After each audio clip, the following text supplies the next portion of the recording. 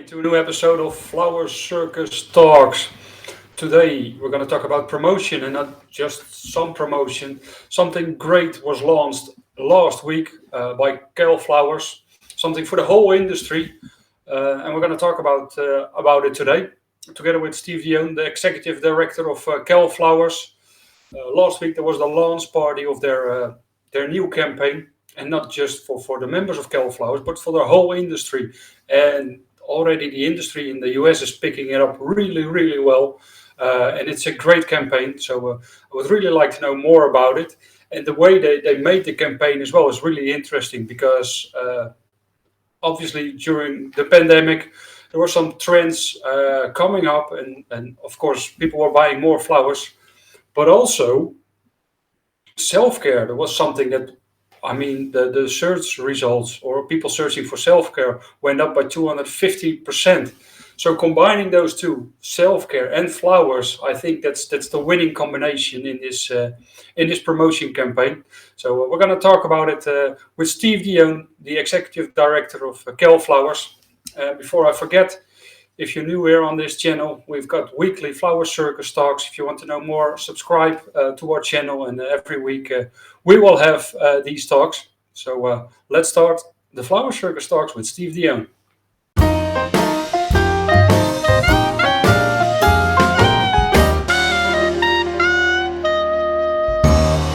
How did you, did the whole plan started with CalFlowers to set up a campaign? Did it already started before COVID, or was it during COVID, or when does it? It started before. So CalFlowers has been committed. The board of directors has been committed for quite a long time. Our internal lingo for it is the moonshot. That's the word we've used for many years. Is what's the moonshot? And when we say that, what we always meant was, it wasn't specific to marketing. What it was is, we're an association that exists for one reason only, and that's to benefit our members. What's the most meaningful way that we can benefit our members? Now, CalFlowers has one of those things already. We have this best in industry express shipping contract with FedEx. And many people are CalFlowers members to gain the benefits of that contract because the benefits are massive for the users. They're untouchable. It's truly transformative in terms of how it allows flowers to move to the United States. So we're very proud of that, and we maintain that, but we've always known that there's more that we could do. And ultimately, with really, really strong board leadership, I would like to mention Mike Mooney. I would think when he was board president is when we saw a lot of this conversation start. Ben Doba, he became president and really brought some coalitions together. At that point, CalFlowers was in the early stages of trying to get the industry to come together in the context of the Flower Summit, which is a way for associations to begin talking so we could all have these conversations about how to benefit our members. And that went really well. That actually is what turned into the floral board eventually. And then current president Frank Biddle has been providing superb leadership on this as well and helping to kind of guide the board through the decision-making process, because biting off a project of this size it's the largest decision the CalFlowers board has ever made. And so there was quite a bit of work that led up to it. It started with a market, it's what it is called a semiotic market analysis. We hired the same firm called Traction. This was 4 years ago. That Traction is the one who devised the Got Milk campaign, among many, many others that you'd be very aware of. And so they helped us sort out at quite significant expense how to view the market and what should be the triggers that drive additional consumer floral sales. So this was our first step towards trying to get into the consumer direct marketing game, which we consider to be the holy grail of benefiting our members by increasing the size of the market. And so that's a big step already. I mean, going from getting benefits with shipping and other things as well, moving towards more, how do we get more sales for our members? Yeah, it's a big psychological shift for an association to take on, and it's a testament to the big thinkers that we've had on the board. Some have completed their terms and moved on past CalFlowers, but I can tell you we've had some very, very impactful individuals in all sorts of different industry segments that have had their say in this and kept the association focused and motivated to keep moving in this direction. we knew how hard it would be, and we knew how big of an investment it would be. But we also were committed, and so then COVID hit, and the world changed for everybody globally, and so that was around the time in November of last year. That's when I joined the staff at CalFlowers. Yeah. And then one of the initiatives that I started working on with several board members in particular was trying to figure out how to capitalize on the marketing aspect of what was already happening in the marketplace, this wave of buying flowers for yourself, the segue into the self-care routines, having flowers in your Zoom screen when you're working from home, just brightening your life, brightening your mood. It was all happening. And so our the chairperson of the marketing committee was Jeannie Bose, and she is the director of the San Francisco Flower Mart. And she and Joost Boongaerts, who is the owner of Floral Abundance, spent quite a deal of time working with me to provide focus on what's the best way to execute a rapid fire marketing plan that's actually going to work. And so that led us to engage with 180 Amsterdam because we were aware of them through the We Need More Flowers campaign that the Flower Council of Holland had distributed the prior year to great effect, to very positive results. Especially if you look at the metrics, it was a massive return on investment. And so we turned our full focus to that.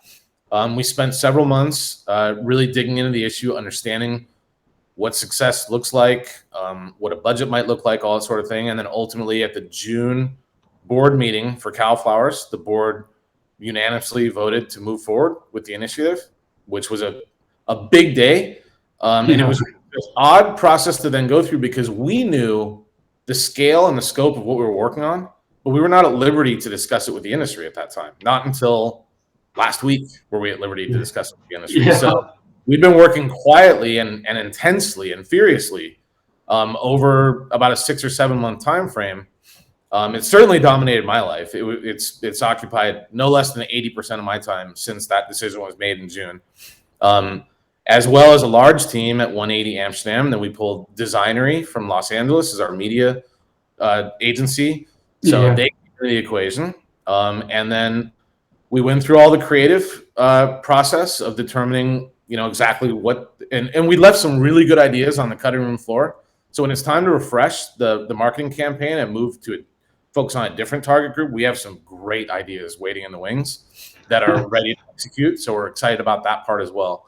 So you managed that self-care angle, and we're very happy we did. We think we got it right.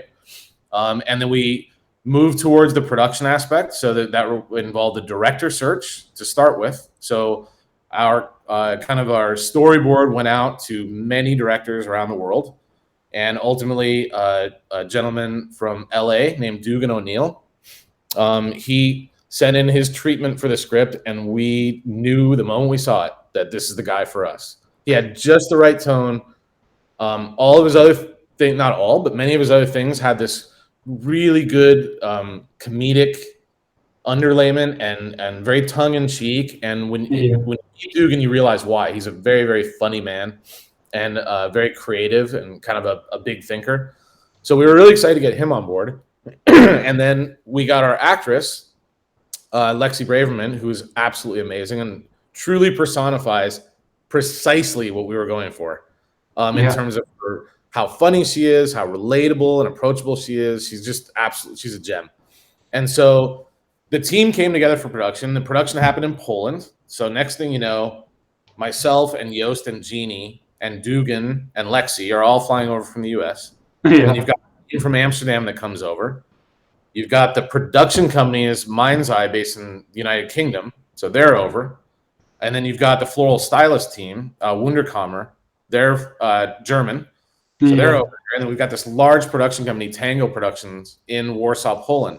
And we have about 36 hours to get all these disparate teams working together in unison to get ready for the first day of production.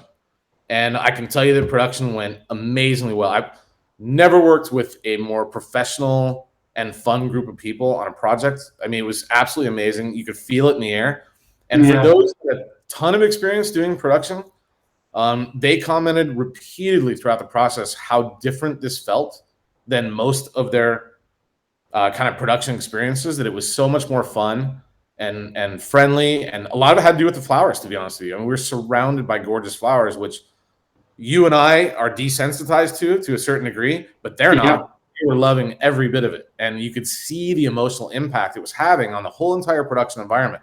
And we hope that came through on the film that we ultimately produced. But then It from really there, does. I'm sorry?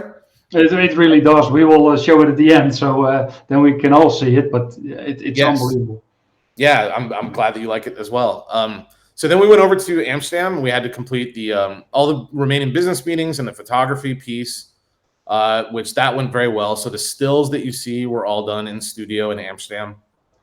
And so at that point, it was back to the US, and then a big flurry of activity in terms of starting the inside the industry messaging. All the post-production work and approvals were being done. Sound was being added. Like, for example, for those that are about to see the film, the music on the film is a track from 1970s Bolivian pan flute music. And so Okay. one thing we had to do was go negotiate with the holders of the rights of the pan flute music. And they started with this ridiculously exorbitant price to this music, but we knew we wanted it. So we negotiated and ultimately got a great price on it. But it's another example of how we just kind of have the perfect feel. It's got this kind of whimsical, playful sound to it. And most people wouldn't even notice it until once you point it out, you're like, wow, that's Bolivian pan flute music from the 70s. Never would have guessed that. But that's kind of how it all came together. So we do think we got the right look, we got the right feel, and that will be quite appealing to the target audience, which is age 25 to 35, skewing towards women, but also including men. I think that's something newer for the floral industry. 180 did it already, of course, in Europe with more concentrating to a target audience.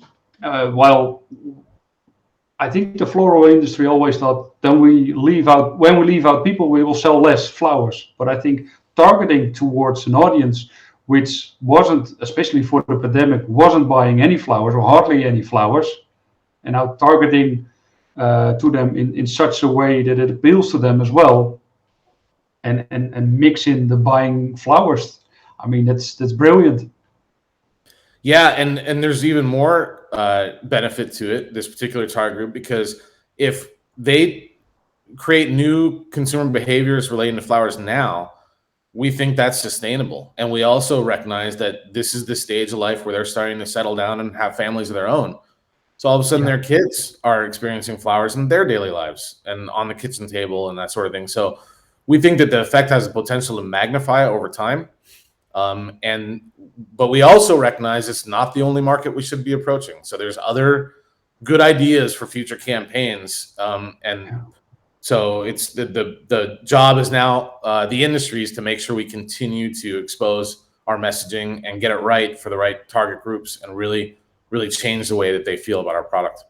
Yeah, and you're spreading out the word everywhere. I mean, it's on, of course, Facebook, Instagram, Pinterest, but also podcasts. Yeah, we're on 6 different podcasts. These are all very, very popular. Some are very funny. Some are quite serious about self-reflection and self-care. So we're trying to hit different audiences there as well. In each case, the podcast host has to accept and approve that they do want to advertise this on their show. And we got a treatment back from one of the hosts, which is Alex from Call Her Daddy. And she goes on for a full 3 minutes on her host read podcast and using all sorts of colorful language. And it's quite fun to listen to. And she's going to do a great job of being an unwitting ambassador for our industry and really convincing people to take a new look at flowers. She did a great job. And so we're really, really excited about that. And then we're also going to get into influencers. And so that project is being built out. Our campaign runs for 2 weeks on paid social media. Then it goes quiet for 3 weeks because of Valentine's Day. We didn't want all the additional noise in the market. We know a lot of individual companies are running their own advertisements. And the focus on why people are buying flowers obviously magnetizes towards Valentine's Day during that period. So We thought we'd go quiet for a while. When it kicks back in and runs from late February all the way through April, that's when a lot of influencer content is going to start getting out there as well. So it's a very carefully conceived of digital media strategy that puts us in front of people. Sometimes they're going to have their AirPods on at the gym. Sometimes they're going to be in their car, listening to their podcasts. Sometimes they're going to have Spotify on their home stereo. They're going to be sitting there looking for their social feeds. So our goal in our approach is to make sure that the same consumers are getting touched in different ways, which adds a lot of credibility to the messaging. And then if they hear one of their favorite podcast celebrities then talking about it after that, you can see where it kind of builds out this a new concept in their mind of how they might be choosing to view fresh flowers. And then hopefully that's a activator for them. So next time they're near somewhere they can buy flowers, they make that quick decision and be like, I'm just going to pop in there to the retail florist, farmer's market, the grocery store. I'm going to jump online and order something and give this a go. Let's see how this goes for me. And we think their experience is going to be very positive when they do that. So, it's quite exciting the way it's all come together in terms of the comprehensive nature of so many different platforms and so much exposure.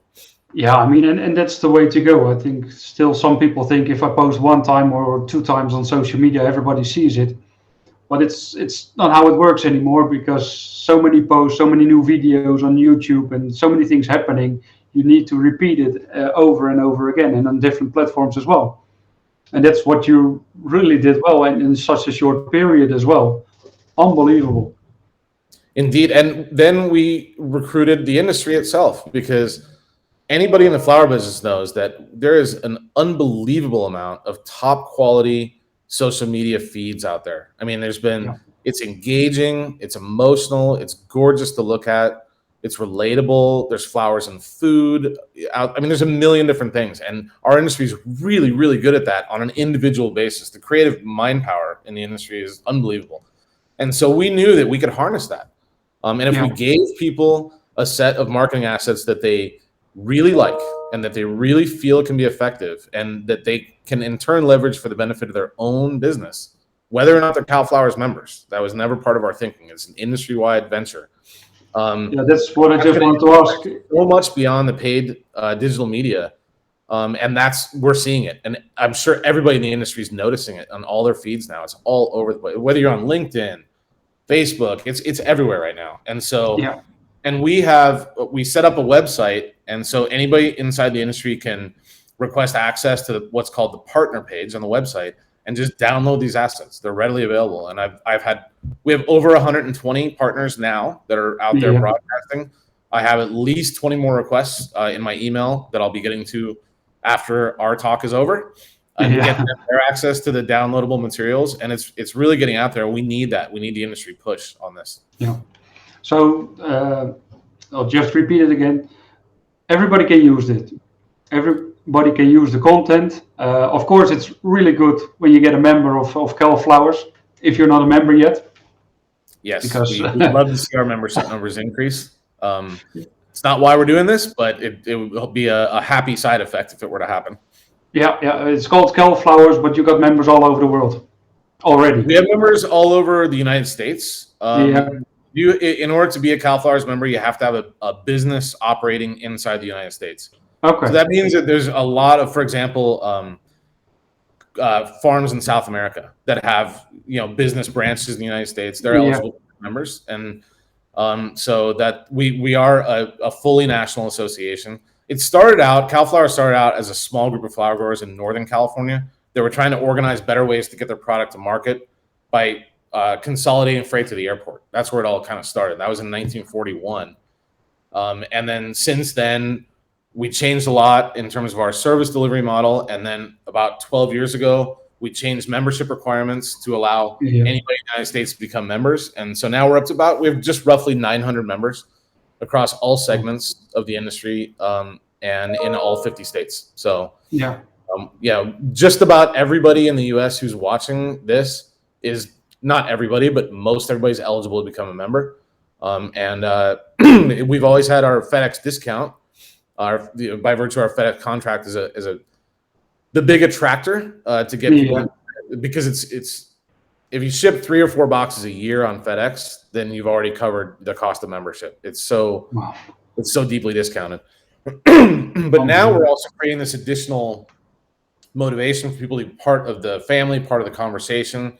And we're feeling it. You know, I'm getting contacted from people all over the industry that are so incredibly positive about what we're doing. We've had really no negative comments to date on the nature of the campaign or the nature of our approach to the market, which is very, very encouraging. Yeah, that we got that right, because until last Thursday when we announced it, really nobody knew what we were doing. There was about 20 of us that knew the extent, the scale, the scope, and now everybody knows. And you never really are quite sure how people are going to react, but it's been amazingly positive, which has been great. Yeah, the view party. I mean, the comments were fantastic from all of them, I think. So yeah, I didn't get a chance to see him when I was conducting the meeting, but afterwards I read through them all and I was like, wow, that's about as good as it gets right there. Yeah, but I think because nobody expected it, and what you put in such a magnitude. I mean, it's such a big campaign. I mean, I think nobody expected it. Maybe they expect something to happen, but this big. I mean, this is the only thing we never really been done told before. that it's going to be big and you're going to like it, and it's transformative for the industry potentially if the industry approaches it in the right way. But I think we opened a lot of eyes when we actually unveiled it. And it was also, you know, when you're on the inside involved in production, you know, you can have this vision. Like we knew what the film was going to look like, and I saw it be filmed. And so as an insider, you think to yourself, wow, this is great. I'm so happy with how this came out. But you don't know how an outsider is going to react to it. Like if it's just going to fall flat. Like what if it just fell flat and everybody's like, wow, gosh, that's it. And the potential existed for that to happen. And so it was really gratifying for those of us on the inside. The whole CalFlowers board, I know, was just really exuberant about the response that we got, because it kind of shows that our message has landed and it makes sense to people. And so that's why we're so careful to explain how we went from concept to the final set of assets, you know, and why we chose the self-care angle and why we chose the tone that we did and all these different things, is so to really help people understand that it wasn't spitballing. We felt like we knew what we were doing every step of the way, that it was very carefully conceived. But even when all those things fall in place, we knew there was a potential that would just fall flat. And we're really happy that it didn't inside the industry. And now the hope is that it doesn't fall flat to the consumers as well. And I have yet to talk to anybody who thinks that's a real possibility anymore. I think that people are have quite high expectations that those who engage with it at the consumer level are going to enjoy it and get something from it, and kind of give it their 60 seconds of attention, which is what we're asking them to do. Yeah, I think for sure it works. In the end, also the people who are watching the video, of course, there are flowers there, but we're all consumers as well, and we all liked it when we saw it. So it will succeed. There's no other option. That's great. That's how we feel about it too. And the way CalFlowers, we have to take the long view on this, right? So we've taken the first step, and we're very happy to have done it. And it was done in a very altruistic way that was designed quite simply to benefit the industry. CalFlowers derives no benefit from this. We're doing it for the industry itself and our members. And so the question is, what comes next? So we've made this initial quite significant investment in the production and then also the digital media distribution. But CalFlowers cannot fund this thing in perpetuity on our own.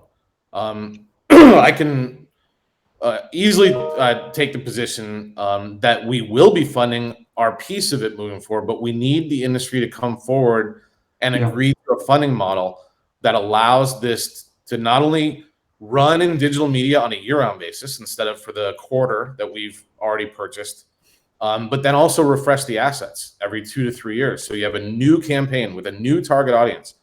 And so we do understand that the burden is on the CalFlowers Association to demonstrate that this works, that it's been an efficient way to go to market, and we've actually changed the marketplace or expanded the marketplace. So we put metrics in place. We have the intent to collect metrics that specifically that show the difference in consumer attitude towards flowers, whether they did or did not get exposed to campaign. And so that's a really important piece that we're hoping to demonstrate. Once we have that, and once we've had the opportunity to have our internal discussions about what a proper funding model looks like, a voluntary funding model, then we will be having conversations all over the industry about how our proposed funding model could and should work.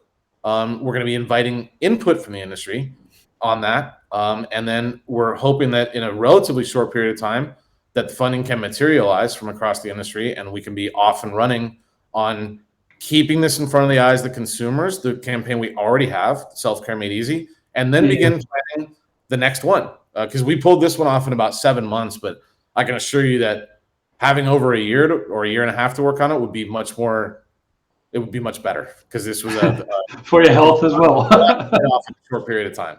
And special mention to 180 Amsterdam for keeping it on track. And most particularly, Wendy Van Lauk is our main contact at the agency. And she's just been absolutely outstanding, professional, just a real joy to work with. And she, on the 180 side, was the engine that made this thing go. And she did an amazing job. Her whole team did. Everybody did. But special shout out to Wendy because she was a integral person in this. And she's a marketing person, not a flower person. So very few people on this call will ever get the chance to meet Wendy, but she has been a special partner throughout this whole thing for sure. Yeah, I think you made something that benefits the whole industry, and now it's up to the industry as well to step up and take this baby and make it bigger, because it's worth it. And we're at the moment at a peak of flower sales. People like to buy flowers. We're in the pandemic. People found out that they like flowers, started buying flowers more and more. But that's not going to last forever. And I think that's why it's important that you're right on the wave, like you said. Now we need to start already with those campaigns to keep it on top of mind, the flowers, that they need to buy flowers, that it's in their daily routine. Because if we miss it, let's hope we're not going to get another pandemic, but then we need another pandemic to get it back. Yeah, we don't want another pandemic, that's for sure. No. But yeah, keeping on that line of thought also, the generalization of the campaign is something I'd like to speak about because it's really relevant. And there was one person in particular who was most intensely involved in this line of reasoning, and that is Joost Bongaerts from Floral Abundance. And Joost has a lot of relationships all over the world. And when we knew what the production plan was with Poland and then Netherlands, Joost reached out to some of the top, flower breeders in Holland, and that community came together very strongly and gave us a ton of material to work with. But the buck didn't stop there. What happened is when we were on site during production, Joost took it upon himself to work very closely with our floral stylist team, Wunderkammer. And we made sure that every bouquet that's used, all the flowers that are used, are very generalized from an American perspective. Because what you have in the United States of America, there's a natural competitive push and pull between domestic production and offshore production. And just like you see in all other areas of the world, there's particular flowers that are much more conducive to offshore production. Roses are a very, very obvious choice there. So roses are grown in Colombia, Ecuador, Kenya, Ethiopia, in volume for the globe. And then many, many other places, California, Netherlands, Australia, but not at scale that way, right? So the rose is obviously going to be most closely associated in the United States market with an imported flower. That's also true of chrysanthemums, is another good example. On the other hand, things like Gerber daisies and lilies, that is much more closely associated with a domestically produced flower. And it was important to us that we had that balance in there because we want everybody in the industry to feel like they have skin in the game, that their product is being represented. And so Joost was getting up and going to the bouquet, between shots and tweaking it and changing the positioning of the flowers to make sure that anybody in the industry could look at this thing and say, that is a balanced representation of who our industry is and what we're doing. And because we had these great breeders involved, we were really showing some top-notch new varieties as well that I think consumers can get excited about. So I just want to kind of create a point of emphasis of how much thought and care went into that concept of generalization, that at the end of the day, Yeah. we feel that nobody in the industry should have a natural alienation to this because they don't feel like they're part of the outlay. You know, whether you're trucking flowers or growing flowers or importing them or retailing, it doesn't really matter. This campaign should make sense for you no matter what. I think we discussed it before already a little bit. I think it's a two-step rocket. Now we're flying because consumers are buying flowers, but the next step, I think, is once they get used to buying flowers, they want to see new things, they want to try out new things. We can introduce more trends, things like that, like's happening in fashion. While now it's still, I'm buying flowers every week. But the next step also to keep them engaged is getting in new varieties or special varieties, other things, different sizes of bouquets, you name it. And that can be the second step to grow again, because Absolutely. I think there's still room to grow. And I think it's something our industry is ridiculously good at. I think what we've lacked, I think, is that enough engagement with interested consumers. So like if you take an analogy, if you're receiving flowers as a gift, you're like, wow, those are beautiful. I'm gonna put them in a vase, and that you're super thrilled with it. There's no downside there. Yeah. But if you're buying flowers for yourself, it's a different mental process that you go through. It's a lot like if you receive a sweater as a gift, you're like, wow, that's an awesome sweater. If you're gonna buy a sweater, you're like, what material do I want? How cold is it gonna be where I'm going? What color do I already have in my wardrobe? You know, which retailer am I gonna go to? Do I have coupons for, you know, that it would lead me to one retailer over another? Do I want a vest or a long sleeve? You know, so your brain is taking over and forcing you to consider all these different aspects that when you receive a sweater, you don't think about those things. You just either like it or you don't. And I think if we have people that are going to go into floral retail environments, whether it's a farmer's market or traditional brick and mortar florist or a grocery store or order flowers online or whatever, however they choose to engage with our industry, by virtue of them buying flowers themselves, they're going to be thinking about all sorts of things they've never thought about before. Yeah. Like, I love dahlias. I didn't realize there were so many different kinds of dahlias, for example. We would love for consumers to be thinking down that road because that gets them on a different plane, a different level with our industry. And and we think that the potential exists for that to start to happen and take over. And if you look at what our industry does in terms of like our social media engagement and that sort of thing, there's so many talented people out there that are creating that next level engagement, young, talented people, that I think the latency is massive. And I think that this campaign has the potential to push some of that forward, those kind of consumer conversations and that sort of thing. I think it changed with the producers as well. You were talking about dahlias. We had a walk in the dahlia fields, and it was the wife of the dahlia grower actually, who started up a separate company to promote the dahlias and sell them, the tubers. And she was really doing it in the Pinterest way of pictures and everything. And her husband was like, we have to work hard and then we make money. And she was making pictures, and my wife is making pictures, and it's a hobby. Yeah. That company is already bigger than his. Amazing how that works, isn't it? Yeah, I mean, it was always about hard working and getting up early and working until late as a floral industry, because it's a hard industry. But now that we're showing it more, I mean, people start to appreciate it more as well, that they think we are saying, flowers are expensive, but people now see how much work is put in that dahlia or that tulip or whatever flower.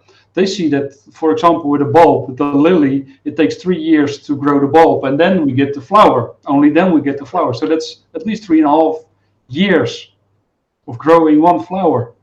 If people know that, then they think, it's obvious that it's not a cheap flower or not a cheap product. And I think the more we can teach the consumer those kind of things, and I mean, it starts off with this campaign, but then once they are interested, we can do the next step. And then it changes the whole nature of the conversation with the consumers. And so and it gets them thinking in a different way. And so, and I look around the industry, and there's a lot of movements out there. One to mention is Slow Flowers movement, which is it's a local vor type approach to flower consumption. It's great. Their messaging, their imagery, their personalities. Deborah, the whole thing is really an engaging group. Yeah. We'd love to see movements of that nature, because that also is promoting these conversations with consumers that weren't really happening before. And so if we can successfully rope in some new consumers in the age group that we're focused on, and hand them over into the very, very capable hands of the front line of our industry to get that increased level of engagement, then I think it's going to be a huge win for everybody across the board. Because we're ready for them. We're definitely ready for them. We're as ready as we can be as an industry. So yeah, so great. Thank you so much for your time, Steve. I mean, it's wonderful to talk with you and to see your energy even after that months of hard work. You're still you're still smart. It's been a very fun time for me in my career, and be involved in something at this level has been really, really gratifying. And just again, to mention the CalFlowers board of directors, a more amazing group I've never encountered. It's been quite a thing to behold, how aggressively and enthusiastically that the association has sunk their teeth into this, and we're all very excited to see the results so far. It's on, the campaign's running. We've already exposed the messaging to literally millions of consumers in the last several days, with many, many tens of millions more left to go. And so it's a very exciting time. We hope the whole entire industry is feeling that level of excitement. We certainly feel like they are, because it's being reflected back to us in hundreds of phone calls and emails and requests for access and to the assets and that sort of thing. So it seems like we're on the right track so far. So we're really excited about it. And I want to thank you for taking the time to have me on. I've really enjoyed the conversation, and like to do it again sometime. Maybe a post-campaign roundup, and we can share results with everybody. That would be really, really cool to do. And also maybe talk about your other role as well next time, because next to CalFlowers, you're doing some other things as well. I don't know when you sleep, but I'll sleep when I'm dead. For now, it's all about Okay. Thank you so much for your time. I think it's time to start the video we've been talking about, and we'll also show the website so people can have a look about all the wonderful material that's available also on social media. Excellent. Excellent. I hope everybody enjoys the video, and thanks again. I really appreciate it. These days, you've really got to start taking care of yourself. You've got to pamper. Ow, ow, ow.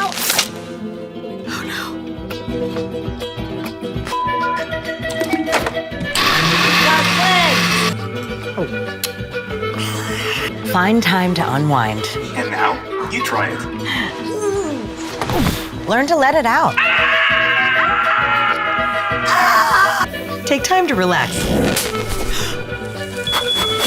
I'm making it worse. Listen to your inner selves. Come with me. Unwind. Unwind.